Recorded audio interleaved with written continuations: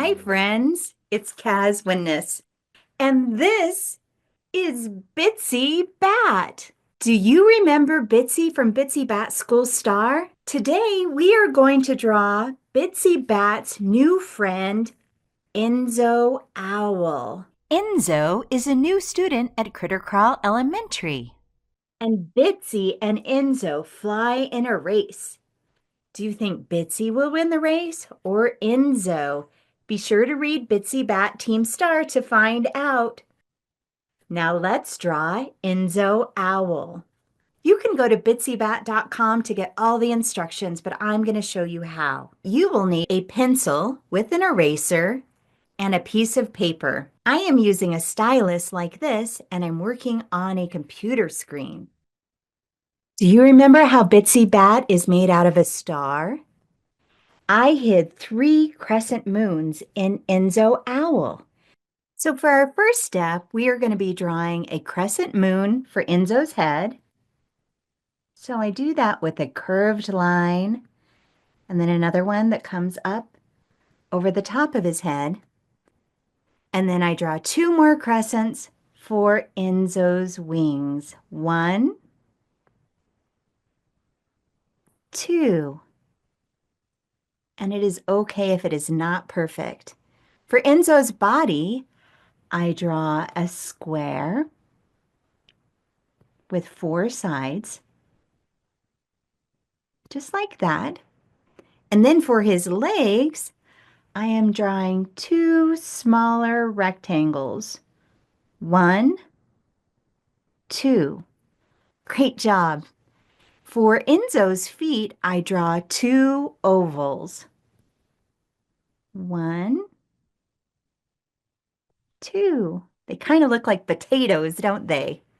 Now that we have the first step, we can go on to the second step. For the top of Enzo's head, we draw another curved line, and we draw 2 circles for eyes. 1, 2. And we draw 2 smaller circles for Enzo's irises. 1, 2.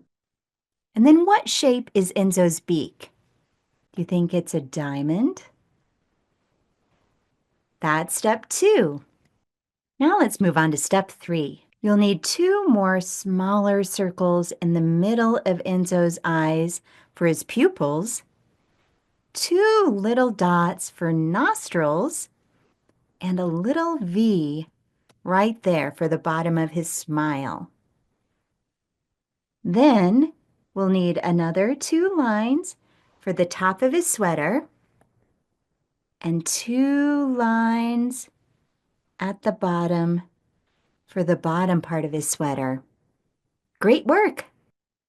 Now let's move on to step 4. For this step, we will need to draw some little swoops here at the bottom of Enzo's face for his cheek feathers, some straight up and down lines for the cuff at the top of his sweater, some straight up and down lines for the cuff at the bottom of his sweater, and more lines, a couple more lines for his leg stripes. I also like to give him a couple little toes with just another couple little lines like that. And now we can erase some of the lines we don't need anymore. So we don't need the line right here at the top of his head, and we don't need the little lines that connect his face right here. We also don't need the lines at the back of his wings where the sweater is covering it up. And now we have space to draw more of the sweater lines. So this is a lot of lines, isn't it? And it's okay if they're wavy like mine. Great! Now we are ready for step 1, 2, 3, 4, step 5. This part is fun because we get to start adding some details. So I'm adding the feathers at the top of Enzo's head, some of the feathers in his cheeks,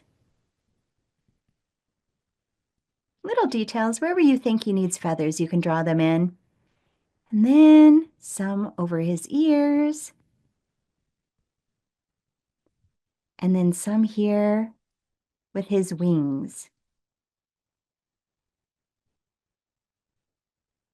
We can also do the curvy lines that connect his wing feathers to his wing. And also, he has a moon on his sweater. So I'm going to draw the moon, and I'm also going to erase or delete where his moon patch is. How is he looking so far?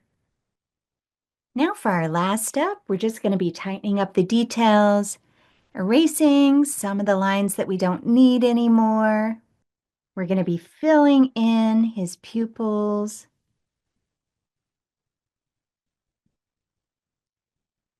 Maybe the bottom of his mouth, wherever you think he needs it. Can curve some of the feathers like that. Maybe curve the bottom of his body, add a few more feathers. And also, owls have tails, so we're going to draw just a few more feathers to indicate he has a tail back here. How is your Enzo owl looking now? So drawing takes a lot of practice and a lot of time and a lot of mistakes. I make mistakes all the time, but that's why we have erasers. And there we have it, our drawing of Enzo Owl. Thank you for drawing with me.